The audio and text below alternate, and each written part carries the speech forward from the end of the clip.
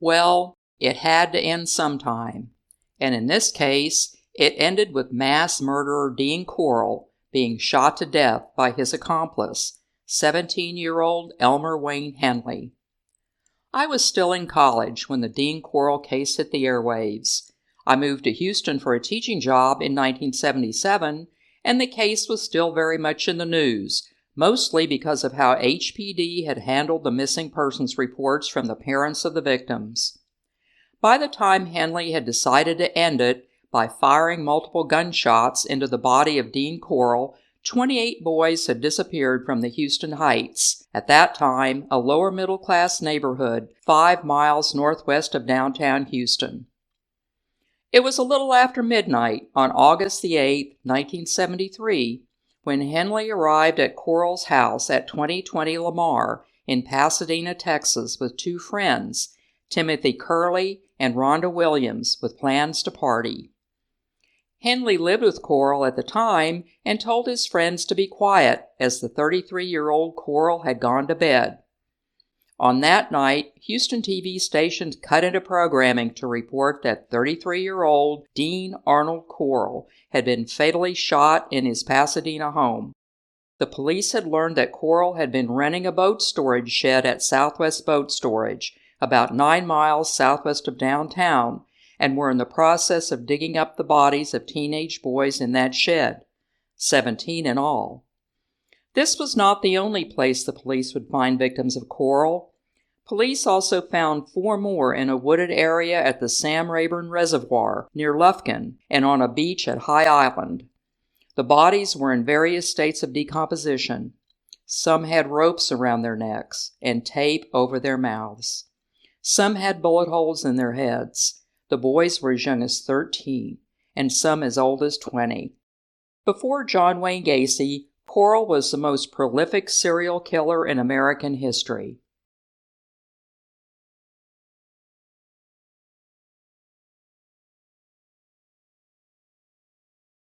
Dean Corll abducted, raped, tortured, and murdered 28 boys between 1970 and 1973. His victim count may have been higher than that. The killing spree became known as the Houston Mass Murders, and Corll was known as the Candyman of the Heights, always handing out sweets to neighborhood kids who came by his mother's candy factory on West 22nd Street. Corll's cousin was married to a cop who knew Corll as being quiet, well-mannered, and considerate. He had a girlfriend named Betty whose children called him Daddy. He had no police record, and as one man in his Heights neighborhood put it, didn't have a temper.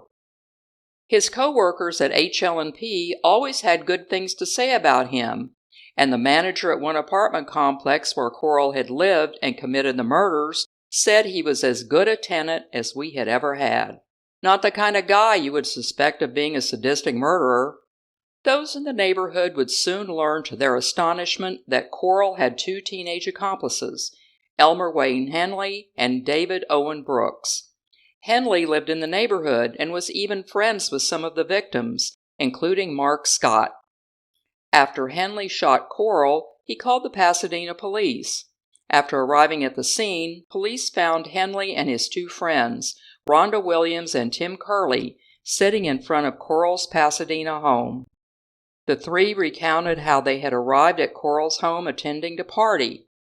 After a night of drinking, smoking pot, and sniffing glue, they fell asleep and awoke to find that Corll had tied them up with nylon rope and gagged them with adhesive tape. Curley had been stripped naked. Corll removed the tape from Henley's mouth and said that he was angry with him for bringing a girl to his house and that he intended to kill all 3 after he had assaulted and tortured Curley. Henley promised to participate in the torture and murder of both Williams and Curley if Corll released him. Corll agreed and untied Henley, then carried Curley and Williams into his bedroom, tying them to his torture board. Corll then handed Henley a hunting knife and ordered him to cut away Williams' clothes, insisting that, while he would rape and kill Curley, Henley would do the same to Williams. Henley began cutting away Williams' clothes as Corll undressed and began to assault and torture Curley. Henley then grabbed Corll's pistol off of a table and shouted, "You've gone far enough, Dean. I can't do this any longer. I can't have you kill all my friends." Corll approached Henley saying, "Kill me, Wayne. You won't do it." Henley then fired at Corll, hitting him in the forehead, at which point he fired 2 more rounds, hitting Corll in the shoulder. Corll, running into the hallway, was then shot 3 more times in the back. Corll fell in the hallway and died. After Williams, Curley, and Henley discussed what they should do, Henley called the Pasadena Police Department, and the 3 waited outside Corll's home to wait for the police to arrive.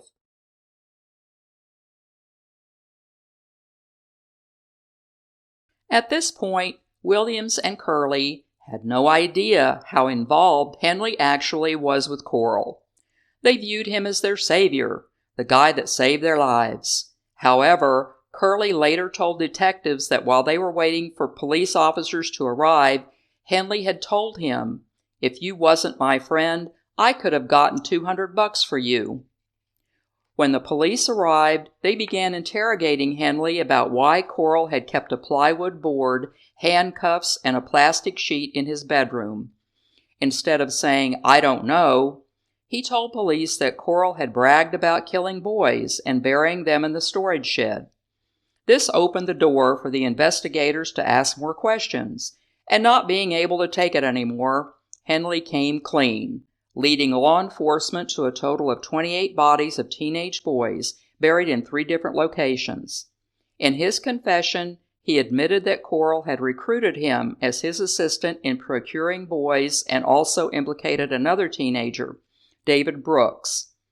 Henley said that he, Corll, and Brooks would lure their chosen victim to Corll's Plymouth GTX, or his white van, asking if they needed a ride or wanted to drink beer. Then they would take the boy to where Corll was living at the time, where they would be stripped, tied up, and their mouths taped shut. Then they would be fastened to a sheet of plywood, tortured, and then either strangled or shot. Then they would bury the bodies at Corll's rented boat shed in the woods near Rayburn Reservoir or High Island. Chillingly, Corll, Brooks, and Henley were acquainted with many of the victims. Some were even friends. Like their victims, Brooks and Henley lived in the Houston Heights, and even though they were dropouts and never seemed to have a job, no one in their neighborhood would have pegged them as sadistic murderers. Dean Corll had come to Texas with his parents and siblings from Tennessee, settling in Pasadena, Texas. After a few breakups and reconciliations, Corll's mother divorced his father, and in 1962, she relocated to the Heights where she opened the Corll Candy Company, which specialized in divinity and pralines. Corll lived in an apartment above the shop and ran the assembly line.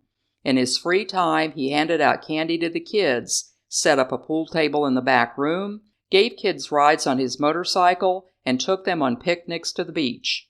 As far as the parents in the Heights were concerned, Corll was a great guy.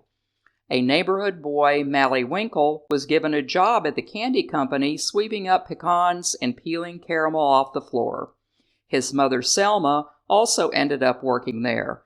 Mally would end up being one of Corll's victims.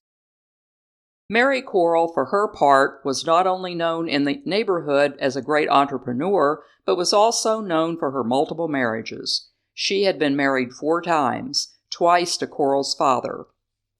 Corll was drafted into the Army in 1964, and the following year, in 1965, applied for a hardship discharge so he could help his mother at the candy company. Receiving an honorable discharge, he returned to the Heights. At that point, the Corll Candy Company relocated to 22nd Street, across from Helms Elementary School. In 1967, Corll befriended 12-year-old David Brooks, one of the many children to whom he gave free candy.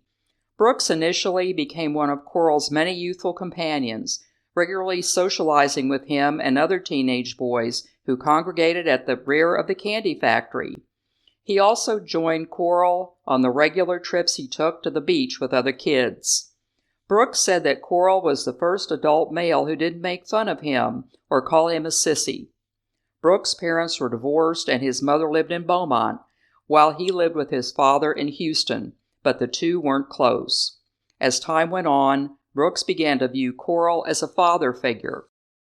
After Mary Corll's last divorce, she visited a psychic who advised her to get as far away from Houston as possible.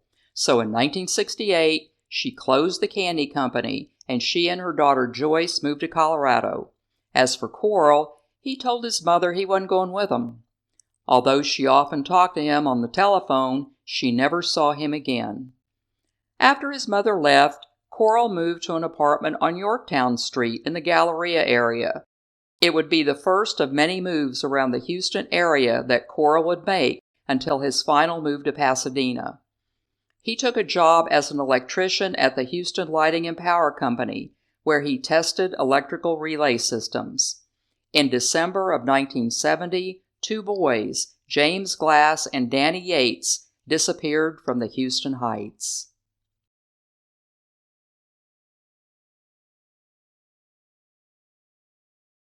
After his mother left, Corll started to embrace compulsions that he had kept pushed down for years. He began inviting teenage boys over to his apartment, some of whom he had met during his time at the candy company. One of those boys was David Brooks. Upon Corll's urging, a sexual relationship gradually developed between the two. Corll paid Brooks in cash or with gifts to allow him to continue with the relationship. In 1970, when he was 15, Brooks dropped out of Waltrip High School altogether. In December of that year, Brooks dropped by where Corll was living, unannounced, which was a big mistake. He witnessed two boys tied to Corll's bed and he was molesting them. Corll later told Brooks that he was part of a gay pornographic ring, and he had been paid to send those boys to California to pose for photos. Later on, Corll changed his story and told Brooks he had killed them and buried them in his storage shed. These two boys were more than likely Jimmy Glass and Danny Yates, both 14 years old. The disappearance of the boys was barely investigated by the police, and both were labeled as runaways. Brooks never contacted the police. By January of 1971, Brooks had started helping Corll with his abductions. The pair abducted brothers Donald and Jerry Waldrop. Donald, 15, and Jerry, 13, were on their way home from a bowling alley. They were enticed into Corll's Ford Econoline van with a promise of a ride home. Brooks stated in his confession that he watched Corll strangle them. Again, the police didn't investigate the boys' disappearance. The boys' father, Everett Waldrop, filed a police report and checked in often to check on their progress. Waldrop told the Houston Chronicle that the police asked them, "Why are you here? You know your boys are runaways." As for Brooks, he became more and more sucked into Corll's world.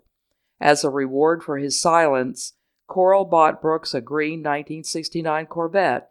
He was also offered $200 for every boy that he would bring to Corll. On March 9th, Corll and Brooks spotted 15-year-old Randall Harvey riding his bike to Athena Station, where he worked part-time as a gas station attendant. Brooks knew Harvey and convinced him to put his bike in Corll's vehicle and ride with them. Corll took Harvey home and tortured, raped, and then killed him with a single gunshot to the head. Corll and Brooks buried him in the boat shed. This murder was followed 2 months later by the abduction and murder of 16-year-old Mally Winkle and 14-year-old David Hilligeest. Both boys were walking to the neighborhood swimming pool. Corll knew both boys from when he was working at the candy factory. Again, the police labeled the boys as runaways. David Hilligeest's mother, Dorothy, even gave police information that Mally Winkle had a friend that drove a Plymouth GTX, and even gave them the license plate of the car. If the police had bothered to check, they would have found that the car belonged to Dean Corll.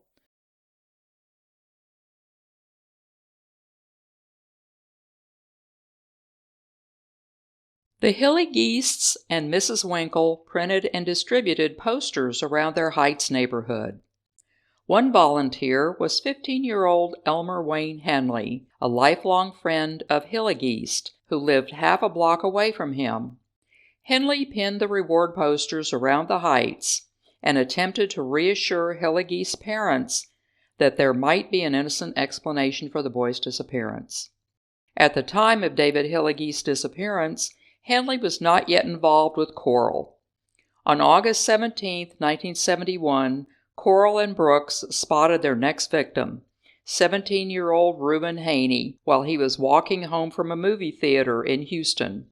Brooks, who knew Haney, persuaded him to go to a party with him. Haney agreed, and Brooks took him to Corll's apartment, where he was tortured and strangled.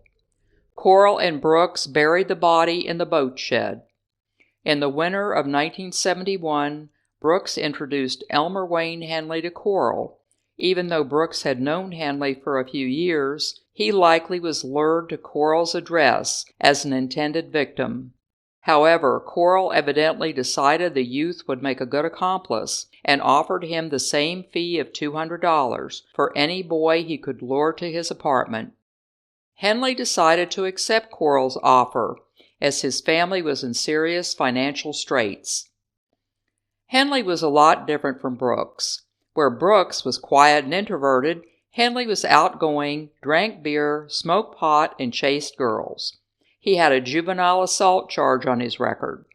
However, like Brooks, Henley had a difficult relationship with his father, an alcoholic who would abuse his wife and children.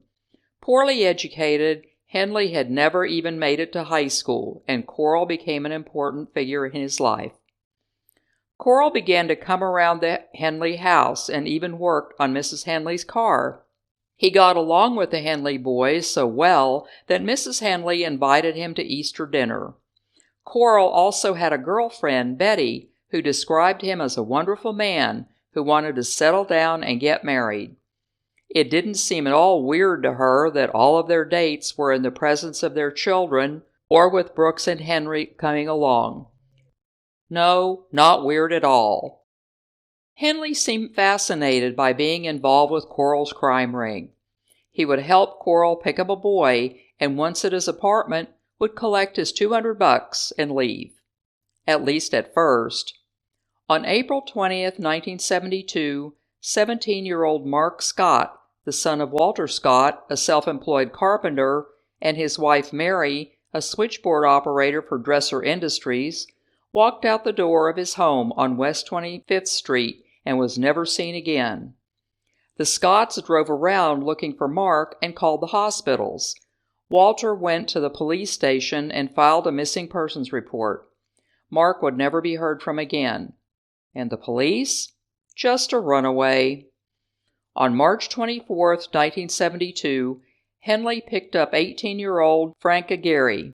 Aguirre, a friend of Henley's, worked the night shift at Long John Silver's on Yale Street.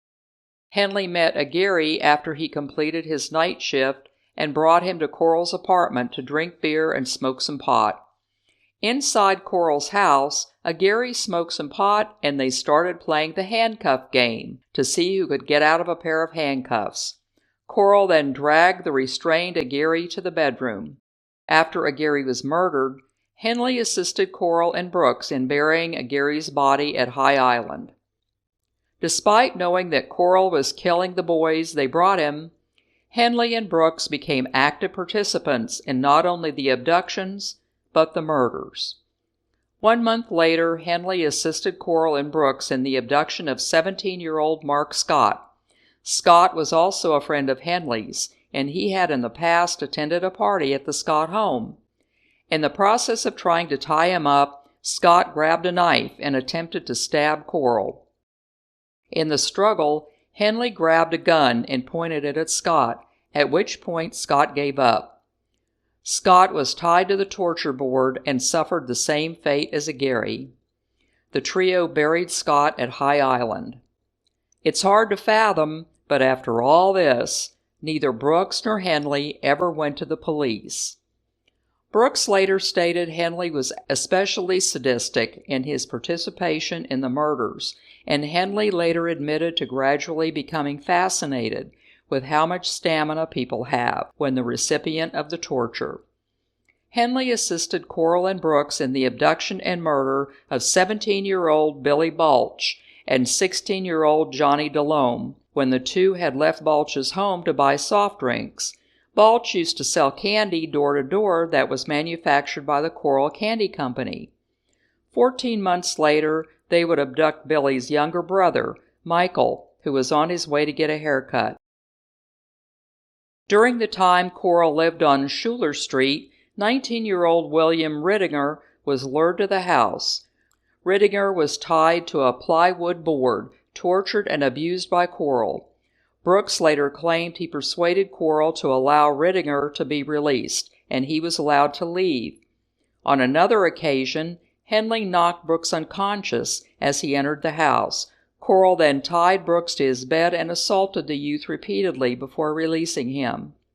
Despite the assault, Brooks continued to assist Corll in the abductions of the victims. On October 3, 1972, two Heights teenagers, Walty Simoneau and Richard Hembree, were spotted by Brooks and Henley while walking to Hembree's home.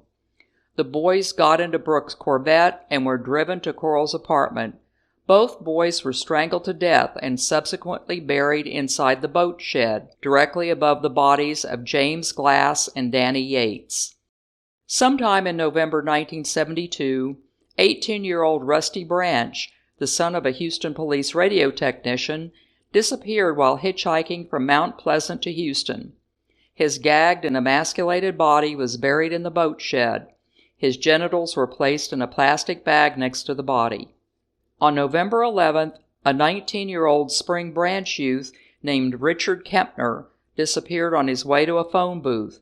Kempner was strangled and buried at High Island. Altogether, at least 10 teenagers between the ages of 13 and 19 were murdered between March and November of 1972, 5 of whom were buried at High Island and 5 inside the boat shed. On January 20th, 1973, Corll moved to an address on Wirt Road in Spring Branch.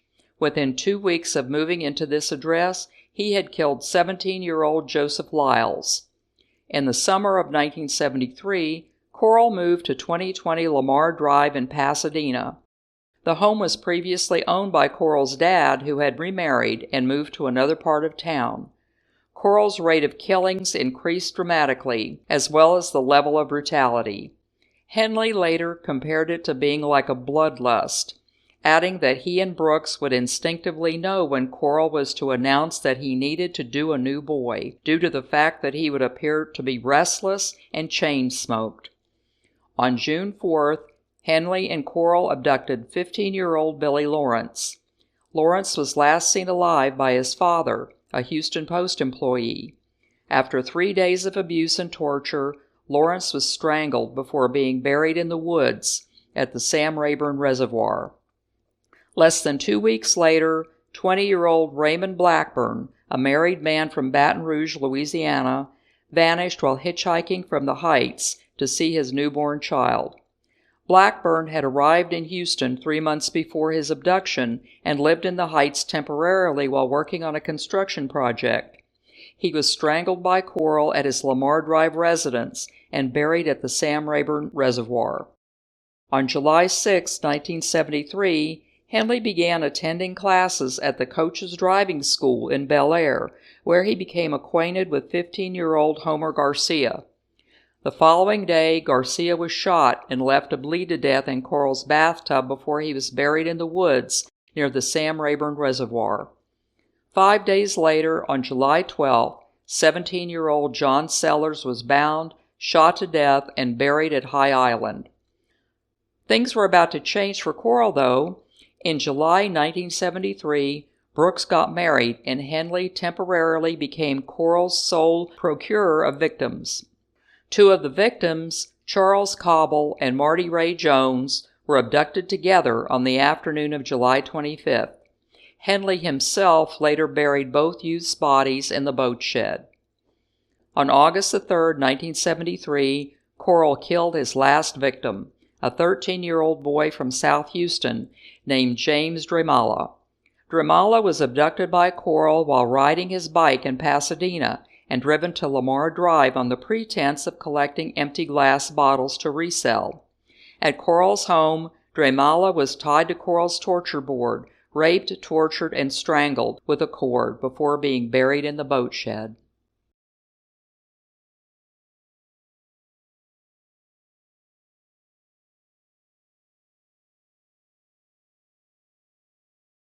Then, Henley ended it all with Corll's 22, and the police that arrived at Corll's Pasadena residence were about to find out that they were stepping into a bigger case than they imagined. Accompanied by Henley, the police went to Southwest Boat Storage, a dryland marina, where they started digging, finding the first body in minutes. There, police found a half-stripped stolen car, a child's bike, a large iron drum, water containers, 2 sacks of lime, and a large plastic bag full of teenage boys' clothing. Soon, police uncovered the body of a blonde-haired teenage boy lying on his side, encased in clear plastic and buried beneath a layer of lime. Police continued excavating through the earth of the shed, unearthing the remains of more victims in varying degrees of decomposition. Most of the bodies found were wrapped in thick, clear plastic sheeting. Some victims had been shot, others strangled, with the ligatures still wrapped tightly around their necks. Police found 9 additional bodies in the boat shed on August the 9th, and all were in advanced stage of decomposition. The 12th body unearthed bore evidence of sexual mutilation. Another victim unearthed had several fractured ribs. The 13th and 14th bodies unearthed bore identification cards naming the victims as Donald and Jerry Waldrop. One of the victims, Marty Jones, turned out to be the cousin of homicide detective Carl Siebenecker. Henley then took the police to the Sam Rayburn Reservoir, where he, Brooks, and Corll had buried 4 victims. 2 additional bodies were found in shallow, lime-soaked graves, located close to a dirt road. Inside the lakeside log cabin owned by Corll's family, police found a second plywood torture board, rolls of plastic sheeting, shovels, and a sack of lime. On August the 10th, the police took both Henley and Brooks to High Island, leading police to the shallow graves of 2 victims. On August 12th, both Henley and Brooks again accompanied the police to High Island, where 4 more bodies were found.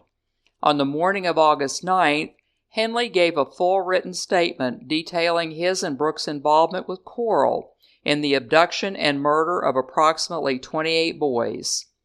In his confession, Henley admitted that he had killed approximately 9 boys and assisted Corll in strangling others. Accompanied by his father, Brooks gave a full confession on the evening of August the 9th, where he admitted to being present at several killings and assisting in several burials. Although he denied any participation in the murders, in reference to the torture board upon which Corll had restrained and tortured his victims, Brooks stated, "Once they were on the board, they were good as dead.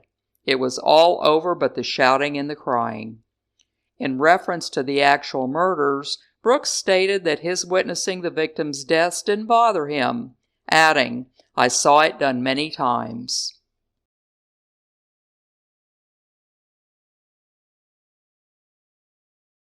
On August 14, 1973, the grand jury indicted Elmer Wayne Henley on 6 counts of murder and David Brooks on 4 counts. Henley wasn't charged in Corll's death, which was ruled to have been committed in self-defense. Henley and Brooks were tried separately for their roles in the murders.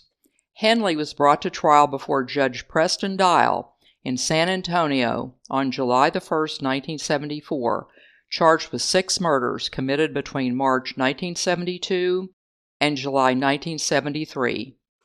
The prosecution called 24 witnesses, including Tim Curley and William Rittinger, and introduced 82 pieces of evidence, including Corll's torture board and one of the boxes used to transport the victims. Inside the box, police had found hair which examiners testified came from both Cobble and Henley. Other incriminating testimony came from police officers who read from Henley's written statements. Several victims' parents had to leave the courtroom to regain their composure, as police and medical examiners described how their relatives were tortured and murdered. The jury deliberated for 92 minutes before finding Henley guilty of all 6 murders for which he was tried. On August the 8th, Judge Preston Dial ordered that Henley serve each of his 93-year sentences consecutively. He was transferred to the Huntsville Unit to formally begin his sentence.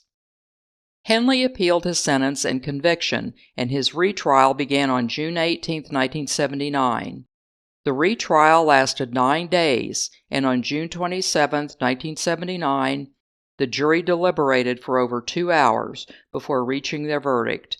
Henley was again convicted of 6 murders and sentenced to 6 concurrent 99-year terms. David Brooks was brought to trial on February 27, 1975. He had been indicted for 4 murders committed between December 1970 and June 1973, but was brought to trial charged only with the June 1973 murder of 15-year-old William Ray Lawrence. The Brooks trial lasted less than 1 week. The jury deliberated for just 90 minutes before they reached a verdict. He was found guilty of Lawrence's murder on March 4, 1975, and sentenced to life imprisonment. Brooks also appealed his sentence, contending that the signed confessions used against him were taken without his being informed of his legal rights, but his appeal was dismissed in May 1979. Elmer Wayne Henley is serving a life sentence at the Mark Stiles Unit in Jefferson County, Texas. Successive parole applications dating from July 1980 have been denied. He is next eligible for parole in October 2025. David Brooks served his life sentence at the Terrell Unit near Ricraider, Texas.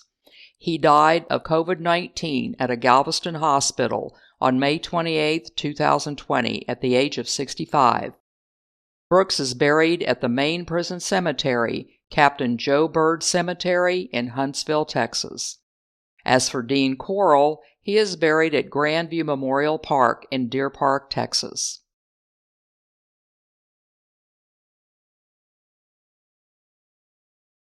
At the time, Corll and his accomplices held the record number of victims attributed to a single murder case. It was surpassed in 1978 by John Wayne Gacy, who murdered 33 boys and young men and who admitted to being influenced by press coverage of the Houston mass murders. Like Corll, he had his own handcuff trick, and he buried the bodies of the victims. The families of Corll's victims were highly critical of the HPD, which had been quick to list the missing boys as runaways, who had not been considered worthy of any major investigation. The families of the murdered youths asserted that the police should have seen a trend in the pattern of disappearances of teenage boys from the Heights neighborhood. They charged that the HPD had been dismissive of their insistence that their sons had no reason to run away from home. Everett Waldrop stated that on one of the many occasions where he visited the HPD, the police chief had simply told him, "Why are you down here? You know your boys are runaways." The mother of Mally Winkle stated, "You don't run away from home with nothing but a bathing suit and 80 cents. Houston Police Chief Herman Short only made things worse by doubling down that the boys are runaways whose parents didn't care for them, and suggested that the links between the killers and the victims were made up by the media. Mayor Louis Welch, trying to support the police chief he had appointed, piled on by asking how the police can be expected to know where their kids are if they don't. Unfortunately, because of Short and Welch trying to dodge responsibility, the runaway theory got traction, with Governor Dolph Briscoe appealing to runaway teenagers in Texas to contact their parents and tell them where they were. Meanwhile, Chief Short ordered his officers to raid the city's gay bars. Never mind that Corll didn't frequent gay bars. Some residents circulated a petition for the police to impose a curfew on juveniles. Never mind that Corll's abductions occurred in broad daylight, many of the boys which he knew. During the 1970s, there were no computers at the police department that would have alerted officers to the number of missing boys or their connection to each other. The Amber Alert didn't as yet exist, and of course there was no internet. Because of this, there were parents on one side of the heights that had no idea that there were boys missing on the other side of the heights. If Corll had been able to keep Brooks and Henley in line, his killing spree may have lasted a lot longer than it did. In the summer of 1973, David Brooks married his girlfriend after she got pregnant, and they moved to an apartment outside of the Heights. Wayne Henley tried to get away by enlisting in the Navy, but was rejected because of his lack of education. He also felt that if he left, Corll would go after his younger brothers. Of course, he finally ended it when he shot Corll to death. During the summer and fall of 1973, the families of the victims were burying their sons. Betty Cobble, the mother of one of the victims, returned to her job as a florist, but found that she was delivering flowers to funerals of the other victims. Danny Yates' parents moved to the other part of Houston looking for a fresh start. Instead, they ended up divorced.